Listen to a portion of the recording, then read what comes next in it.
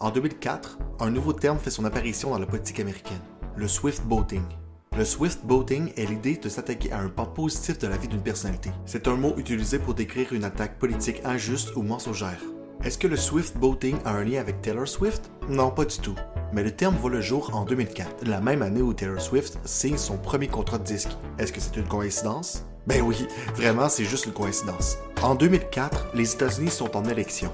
Pour déloger George W. Bush, le Parti démocrate mise sur John Kerry, un vétéran de la guerre du Vietnam qui est rentré au pays blessé après avoir été au commandement d'un swift boat. Durant la campagne électorale, un groupe d'opposants à John Kerry met en place de la désinformation pour transformer ce héros de guerre en menteur et traître de la nation. Le but étant de mettre du plomb dans l'aile de John Kerry pour baisser ses chances d'être élu.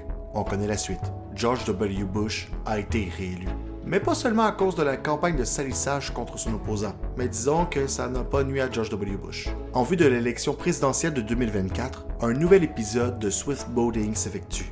À partir de la saison 2023 de la Ligue nationale de football, certains influenceurs et animateurs de droite accusent la Ligue d'avoir truqué des matchs et d'avoir, à l'aide des démocrates, monté de toutes pièces une histoire d'amour entre Taylor Swift, la chanteuse la plus populaire de la planète, et Travis Kelce, l'un des footballeurs les plus influents des États-Unis. Rappelons que ceci n'a rien de fondé. Alors pourquoi un tel complot?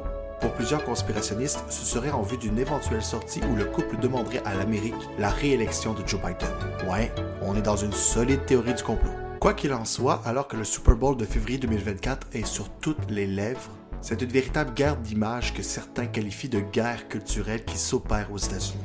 Mais on n'est plus en 2004. Aujourd'hui, les réseaux sociaux donnent à tous une liberté d'opinion et un public partout sur la planète à partir de son salon.